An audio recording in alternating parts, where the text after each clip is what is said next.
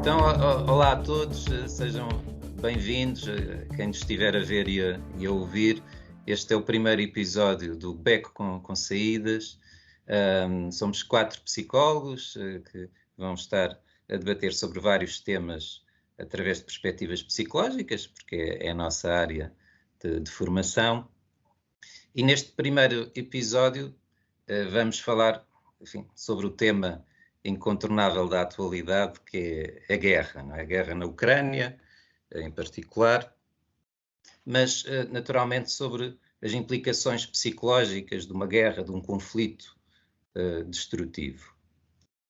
Bom, eu, como disse, sou psicólogo também, como os meus colegas e amigos, e trabalho sobretudo como psicoterapeuta, atendendo crianças, adolescentes, pais, adultos e também casais.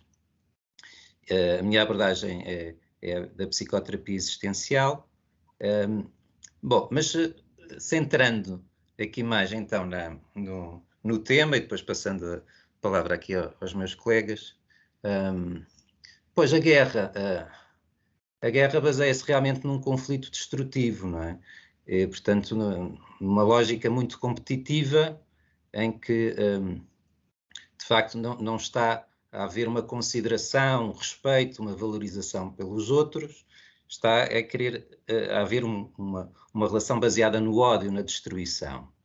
E portanto, isto não leva a bons resultados, obviamente. Não é? Portanto, não se está a entender a relação numa globalidade. Aliás, nem a relação está a ser considerada, de facto, minimamente. As partes estão muito distanciadas e vêem-se como opositoras.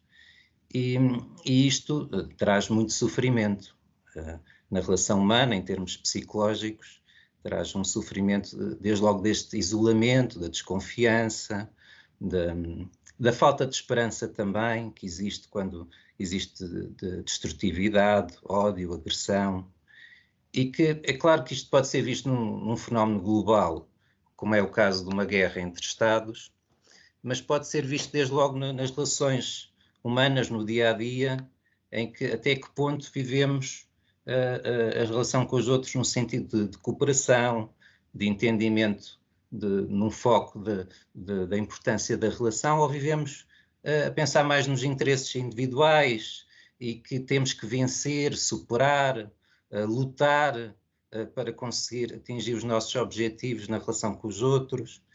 E, portanto, até que ponto tentamos resolver bem os conflitos ou tentamos vencer o conflito? A lógica do vencer e dos vencedores e dos derrotados é uma lógica de guerra, não é? Uma lógica muito competitiva. E muitas vezes é isto que sucede. Aliás, mesmo entre a Rússia e a Ucrânia, quer os russos, quer os ucranianos, querem vencer a guerra. Não querem, neste momento, infelizmente, aquilo que se percebe, ainda não estão muito numa lógica de cooperação e, portanto, de paz. A lógica é ver quem é que vence. E, portanto, quando estamos numa lógica dessas, depois ainda estamos numa lógica de guerra, de conflito destrutivo e não de cooperativo. Bom, mas passando se calhar desde logo aqui mais um dos meus colegas, começando aqui pela Laura Veríssimo. Laura, queres acrescentar para já alguma coisa, aquilo que para já eu disse, outra perspectiva, ou aprofundar alguma coisa que também já tenha aqui avançado? Sim, então, bom dia. Bom, começando rapidamente por apresentar-me, sou a Laura, sou psicóloga clínica, trabalho em consultório privado e atendo, neste momento faço atendimento a adolescentes e adultos. Sobre este tema, penso que posso pegar naquilo que já começaste por introduzir, Nuno. O evento da guerra, e nós, enquanto psicólogos, é importante pensarmos, refletirmos, não é, no impacto que um evento destes tem na saúde mental das pessoas envolvidas diretamente e indiretamente, não é? Porque, claro que a gravidade é diferente, digamos assim, não é? Em termos da saúde psicológica, do impacto que tem, mas podemos ver, podemos analisar de que forma que isso se desenvolve nas pessoas que estão diretamente no conflito e as pessoas que estão a assistir, como nós, que aqui estamos, que estão a acompanhar aquilo que está a acontecer naquela zona geográfica. A guerra e esta guerra em particular, penso que suscita logo em nós vários sentimentos, várias emoções. Qualquer um de nós, eu em particular, se pensar um pouco naquilo que senti estas semanas, desde que se noticiou o início desta guerra, consigo perceber em mim muitas emoções, não é? E um sentimento de uma certa ansiedade que se associa à incerteza que este evento abre. E face a essa incerteza, todos nós há uma resposta, ou melhor, há diferentes respostas. Vemos que há muitas pessoas que se começaram a mobilizar, a solidarizar, a procurar de alguma forma assim, tornar-se úteis face àquilo que está a acontecer, não é? Porque e isso é uma resposta que é, digamos que é adaptativa. Nós, face à ansiedade, se calhar vou puxar isto um bocadinho mais à TCC, à terapia cognitivo-comportamental, ou pelo menos é esse modelo de compreensão que é a minha abordagem, mas face à ansiedade podemos ter diferentes respostas, podemos congelar, podemos agir ou podemos querer fugir, não é? E pensando nestas 3 formas de resposta, conseguimos perceber que há pessoas que fazem este acontecimento, algumas que por vezes ouvimos, nem quero ouvir as notícias, não quero ver notícias, não consigo, não aguento, isto gera aqui demasiadas emoções. Há pessoas que efetivamente se mobilizam e procuram ajudar. E essas respostas mais adaptativas são efetivamente mais saudáveis e permite-nos ter uma certa sensação de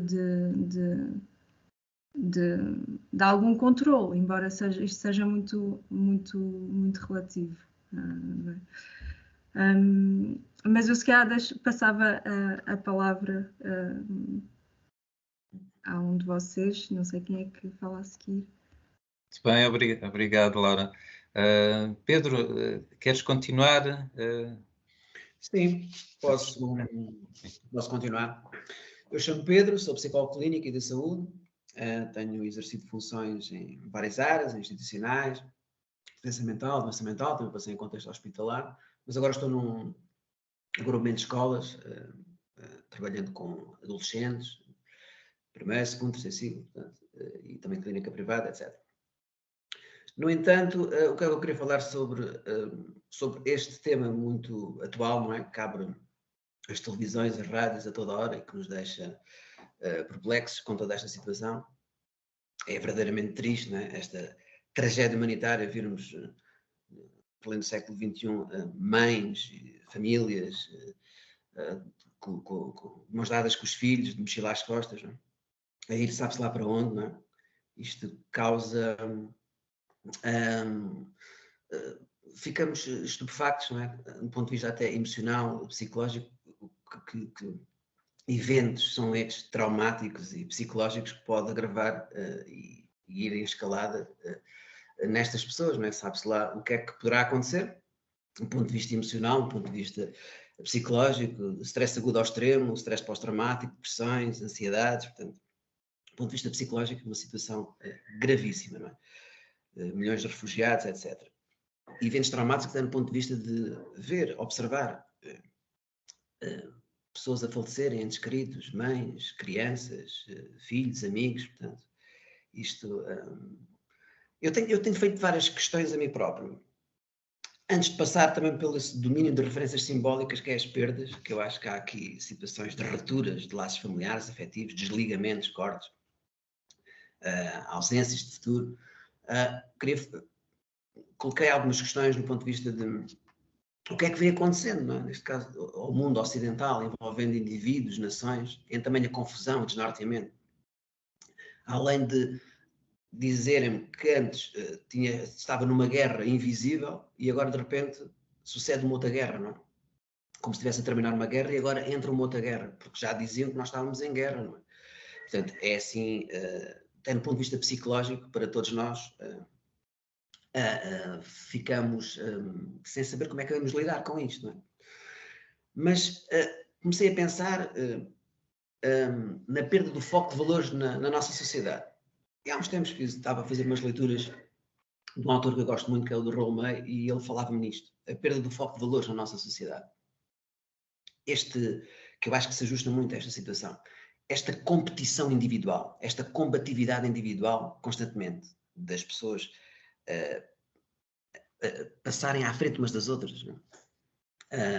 Acharem que devem ser mais ricas, devem andar nas melhores escolas, devem ser melhores do que os outros, devem ter mais dinheiro, devem ser tudo.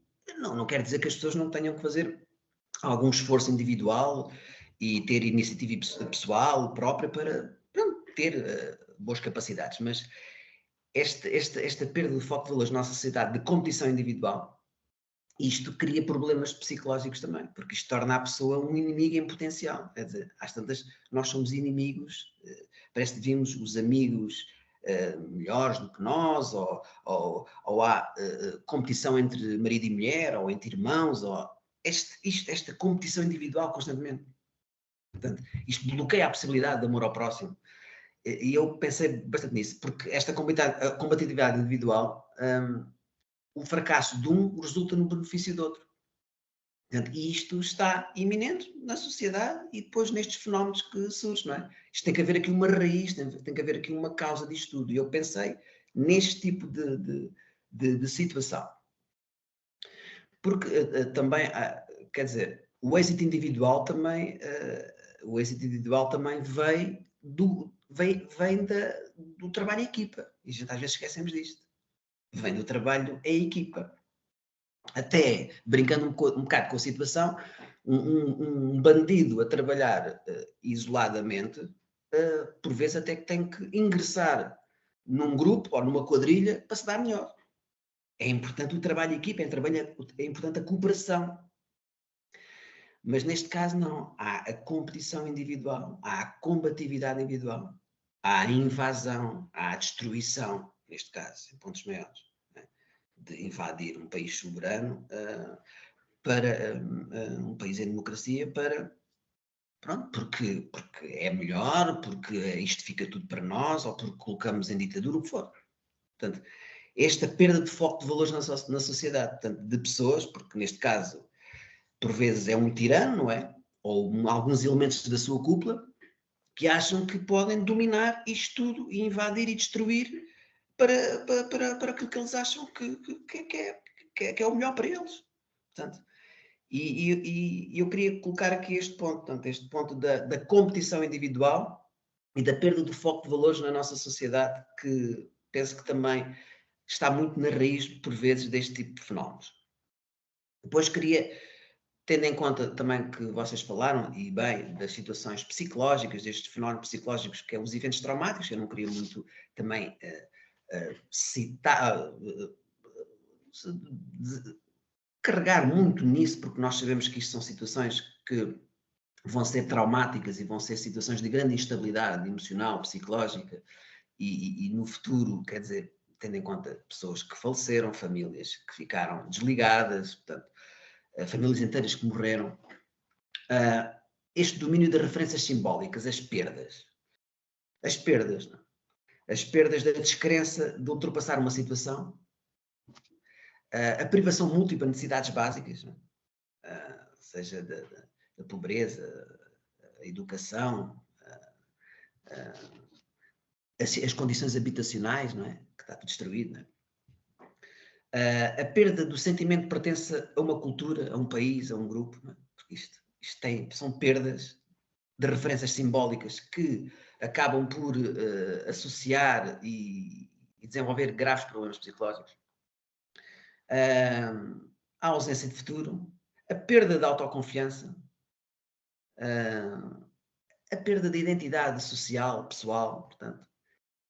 Queria ficar por aqui, portanto, a perda do foco da luz na sociedade e também esta situação do domínio das referências simbólicas, das perdas que uma guerra tem, do ponto de vista psicológico, social e emocional. Obrigado. Obrigado, Pedro. Então, vamos passar aqui ao Hugo, que ainda não falou, vai então agora dar o seu contributo. Hugo. Obrigado, Nuno. O meu nome então é Hugo Guerra. Eu também sou psicólogo, como os meus colegas e amigos aqui do painel. A minha área é clínica e saúde. Tenho também formação na área das organizações e, nesta altura, encontro-me a tirar uma formação especializada em psicologia do desporto. Vivo também em Viena da Áustria, e sou pai de 2 filhos e sou casado. E é com todo o gosto que aqui estou.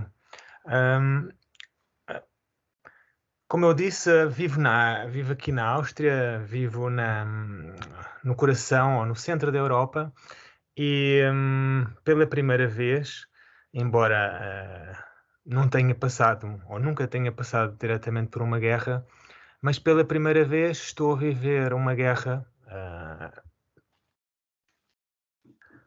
de forma tão próxima, não é? Eu estou bastante perto, embora a Áustria não faça a fronteira com a Ucrânia, mas estou bastante perto. E essa proximidade faz-se sentir. Nomeadamente quando vejo, já hoje e na última semana, bastantes carros com matrícula ucraniana, que claramente nunca os tinha visto por aqui, por estas bandas, e agora vêm-se em qualquer uma das ruas de Viena, o que quer dizer que as pessoas estão a fugir e estas, tendo carro, fugiram por elas próprias, outras não terão tido a mesma sorte. Algumas puderam ir de transportes ou mesmo a pé, como é o caso daquela criança, aquele caso fantástico, impressionante, que foi um miúdo que andou inúmeros quilómetros durante a noite até à fronteira com a Eslovénia e há poucos dias finalmente reencontrou-se com a mãe. Portanto, como os meus colegas já falaram, esta guerra, por trás daquilo que significa em termos políticos e em termos bélicos, traz depois estas histórias trágicas, algumas que vão tendo um fim remediado, outras que infelizmente já não têm volta a dar, mas de qualquer forma todas elas têm uma carga bastante forte, no sentido de nós todos, nós que estamos a assistir, nós que estamos a ver, nos sentirmos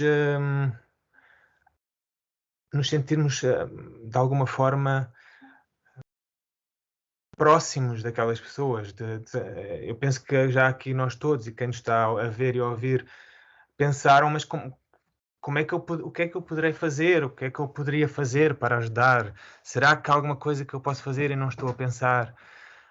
Será que eu posso dar dinheiro? Será que eu posso dar bens de necessidade básica? Será que eu posso ir para perto da fronteira? Pelo menos isto já me passou pela cabeça.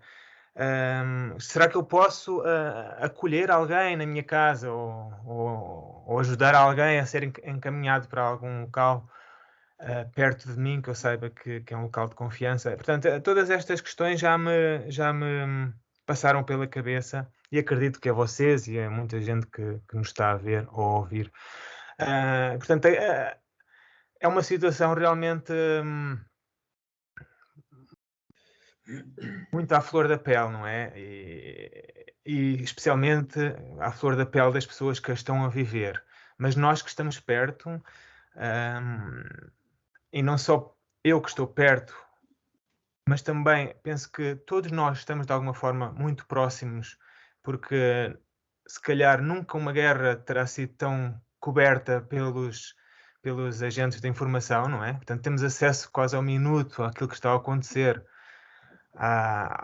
ao bombardeamento, ao rapto, ao assassinato, ao choro, ao desespero. Temos acesso praticamente ao minuto a isso, e de forma muito visual, porque os vídeos são partilhados diariamente, quase hora a hora, e tudo isso é perturbante, não é? A nível psicológico, e a mim causa-me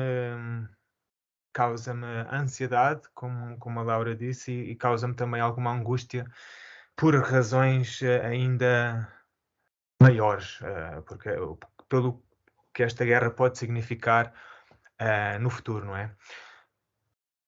Ficava por aqui, Nuno, pelo menos nesta primeira intervenção. Obrigado. E se calhar até pegar agora um bocadinho aqui nesta passagem de testemunho que fizeste, deste aumento da ansiedade, e podermos reconhecer que este tema da guerra que é na Europa, que vivemos na Europa, e que pode se tornar de facto até uma guerra mundial. Há este cenário possível, esperemos que não suceda, mas que obviamente isto nos acrescenta ansiedade a todos. É pouco esperado que alguém não se sinta mais ansioso nestes tempos. É estranho, não é? Porque está a haver esta influência de um medo face ao futuro. Portanto, esta ansiedade, esta incerteza do que é que nos pode acontecer, e de uma destruição maior, enfim, das nossas vidas. E portanto, e estamos a sentir esta influência de uma maior ansiedade. E é importante que todos nós possamos categorizar, identificar essa ansiedade no sítio certo, não é? Porque há pessoas que podem não querer olhar de frente para isto, mas estão a ter a influência dessa ansiedade, e isto pode ativar as suas ansiedades mais particulares de uma forma mais intensa. Portanto, quem já andava preocupado, por exemplo, com o trabalho, se calhar neste momento está mais preocupado com o trabalho. Se não estiver a identificar também tão bem esta questão da ansiedade da guerra, que é assim uma espécie de grande guarda-chuva de ansiedade em que todos estamos debaixo desse guarda-chuva. E há que identificar essa influência mais geral, para que não ative tanto as nossas ansiedades particulares. Portanto, categorizar, identificar cada uma das nossas preocupações, ao fim e ao cabo, para colocá-las no seu devido lugar e podermos fazer alguma coisa face a essas preocupações típicas, mais individuais das nossas vidas, não é? De modo que esta ansiedade global não nos invada de uma forma muito severa.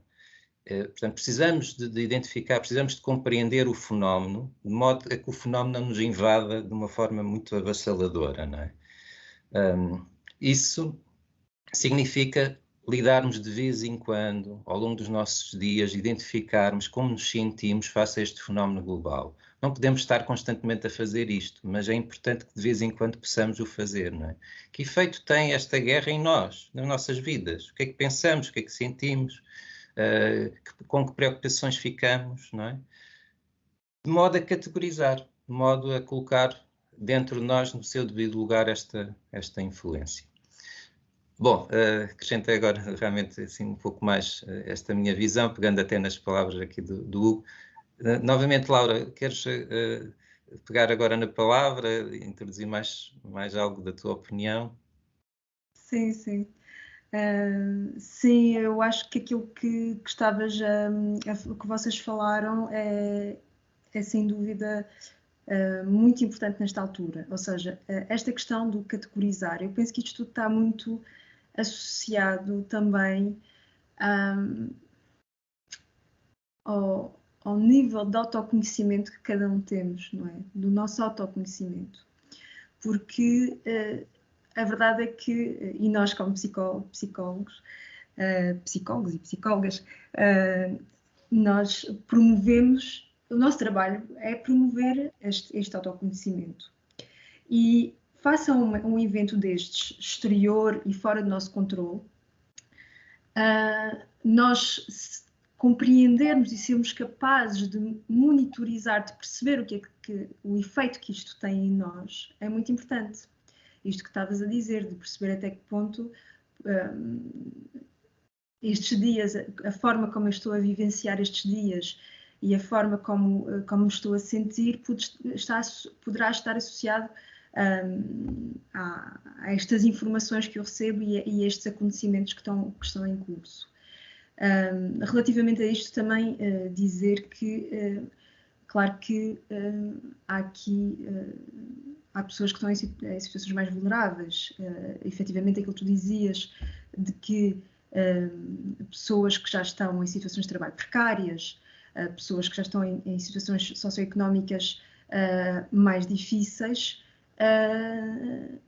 vão ser mais fortemente impactadas pelos danos colaterais desta situação, que são o impacto económico e social do que está a acontecer naquela zona geográfica. E isso, é isso. Ou seja, isto para dizer que a ansiedade gerada associa-se evidentemente à empatia e portanto, à comoção que gera tudo aquilo que está a acontecer, não é? Percebermos o sofrimento que aquelas pessoas estão a viver. De facto, aquilo que nós assistimos nas notícias é doloroso ver aquilo que aquelas pessoas estão a passar. É isso, podia ser qualquer onde nós simplesmente estamos numa situação, é isso, estamos num outro país, estamos numa situação política felizmente diferente face àquilo que é aquela zona ali. Mas, portanto, a ansiedade associada a esta empatia por aquilo que está a acontecer, mas também à nossa realidade, à nossa situação individual e àquilo que poderá, da forma como a nossa vida poderá ser afetada por isto.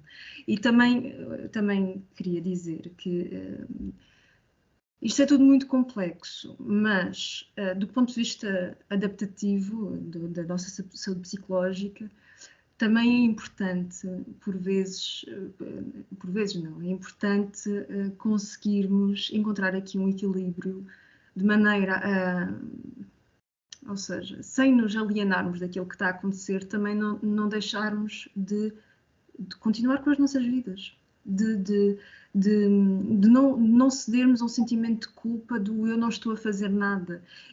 Obviamente que mobilizarmos para ajudar de alguma forma, seja no envio de mantimentos, seja, enfim, naquilo que nos é possível na nossa condição, é muito importante.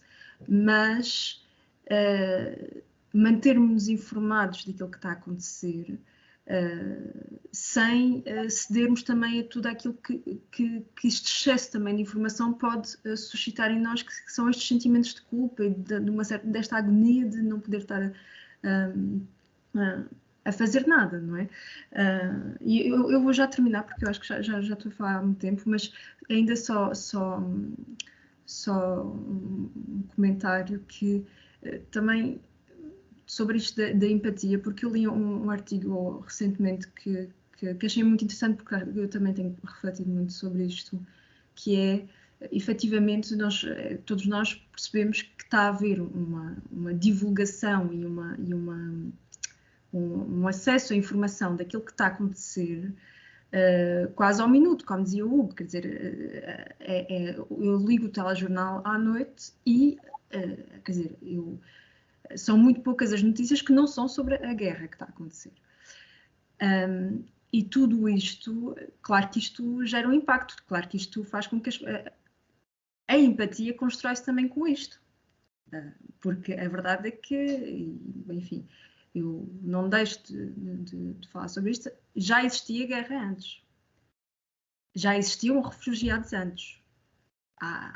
há anos e anos que há refugiados, que há uma crise no Mediterrâneo, que há montes de pessoas a morrer, e depois há aqui outras questões que também que estão envolvidas. Podemos falar sobre a questão geográfica, estamos mais próximos geograficamente, se calhar há um impacto mais direto nas nossas vidas, mas a empatia também se constrói com base naquilo da forma como esta informação é veiculada e como isto entra nas nossas casas. Enfim, depois também seria um assunto que é um pouco complexo e moroso ainda de falar, não quero estar a desviar o foco e passo a palavra. Pedro, queres continuar? Sim, tenho estado a pensar em tudo aquilo que vocês vão falando. É verdade, não queria também estar novamente a referir toda essa instabilidade, tudo aquilo que nós vimos nos telejornais, tudo aquilo que ouvimos quando vamos conduzir e ouvir na rádio, esta instabilidade, esta fragilidade das pessoas, este sofrimento que nós vimos constantemente, crianças a chorar, pessoas completamente no chão, deitadas, quer dizer, mortas já, e depois aquilo que me custa mais, tudo isto, este impacto que isto está a ter, mas aquilo que também me deixa também repugnante é, por vezes, quando vejo os grandes chefes, não é, do país, da Rússia, não é, neste caso, a forma fria, não é? A forma fria, destrutiva, a forma muito louca, que não tem outro nome, não é? De dizer as suas verdades que nada são verdades, não é? Verdades não certas, não é? As verdades dele não certas, não é? O facto de ele até ameaçar todos nós, porque ele ameaça todos nós com armas nucleares, quer dizer, ele está a ameaçar a mim, está a ameaçar vocês. Portanto, esta forma destrutiva, este animal de caça, que não tem outra coisa, de estar constantemente a ameaçar e a dizer tudo aquilo que nós vimos que nada é verdade e que nada é certo. Portanto, isto também cria impacto psicológico, não é? Para quem vê isto, não é? Já vimos as pessoas e já vimos um país destruído, vimos um povo a lutar, a fazer tudo aquilo que pode, não é? Mas quer dizer, um país destruído e famílias completamente a fugirem, não é? Sabe-se lá para onde, a tentarem encontrar algum futuro e a salvar os seus filhos. Mas isto é duro ver este tipo de pessoa, não é? A tentar ameaçar-nos, a tentar dizer coisas que não estão certas. Isto também, no ponto de vista psicológico de toda a gente que vê, também ficamos assim, mas quem é? Mas quem é esta pessoa? Eu pensei que também pensei no homem giroscópio. O giroscópio é um giroscópio é um dispositivo, um eixo de rotação, não é? Uma roda livre ou várias rodas a girar em qualquer direção. A girar em alta velocidade em redor de um eixo de revolução para que depois a moto ter liberdade de movimento. E eu pensei no homem giroscópio, também foi há uns tempos também que vi, tinha lido relativamente a falar disto e achei que se ajustava também um pouco ao Putin, não é?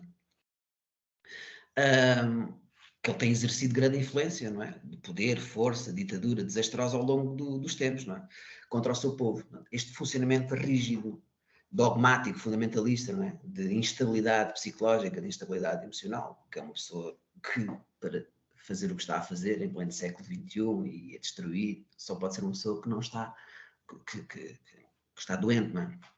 No ponto de vista psiquiátrico, se calhar, não psicológico, acho que já ultrapassou a psicologia.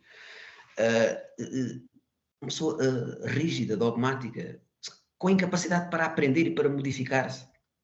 As suas atitudes e os seus comportamentos revelam isso, são exemplo de certas maneiras de agir muito cristalizadas, rígidas mesmo, na sua sociedade. Não é? Quantos jornalistas é que foram mortos, quer dizer, por terem liberdades de expressão e de informação? quantas pessoas por se oporem são envenenadas, são mortas. Quer dizer, aqui está tudo do ponto de vista emocional, psicológico.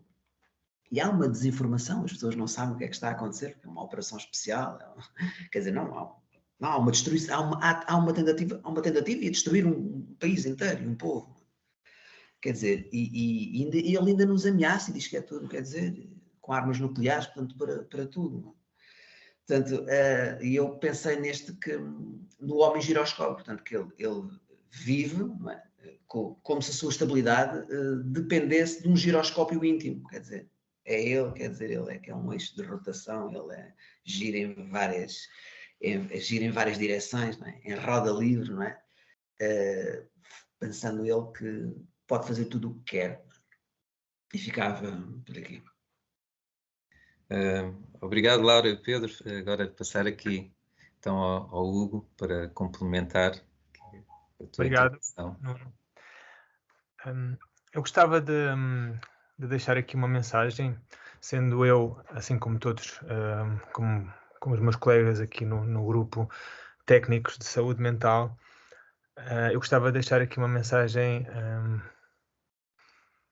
de alguma forma positiva, mas num sentido realista, que é apelar a que todos nós, não só técnicos, mas pessoas que nos estão, volto a dizer, a ouvir ou a ver,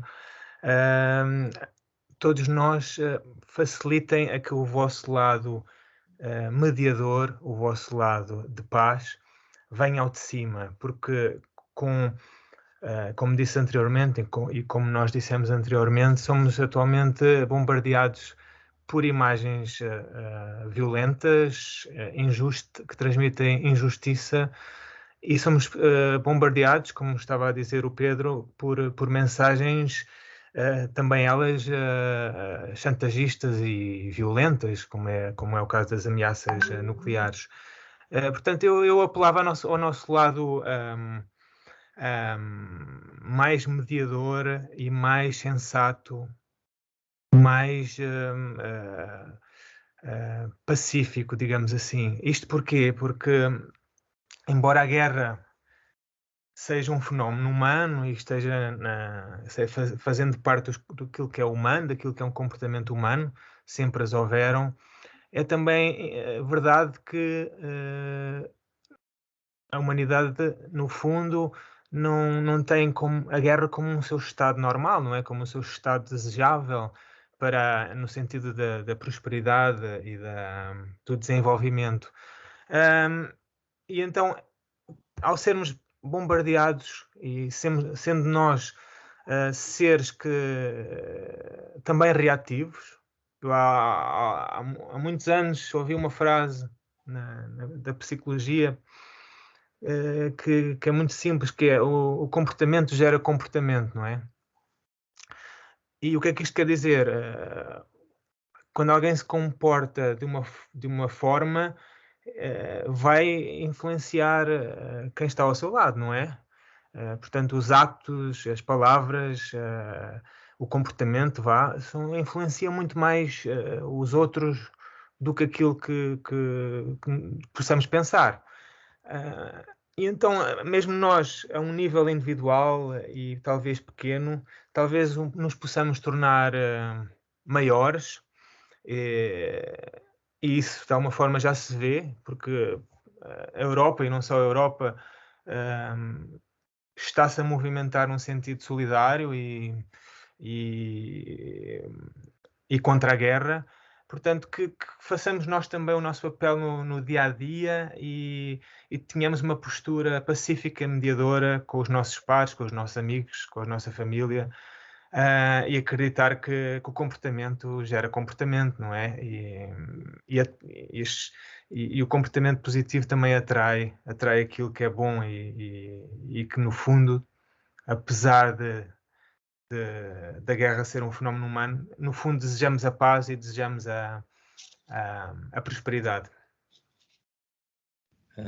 Sim, obrigado, Hugo, obrigado a todos os colegas e amigos aqui do nosso painel deste programa que hoje se iniciou com o nome Beco com saídas e a debruçar este tema da guerra e as implicações psicológicas que a guerra produz em todos nós.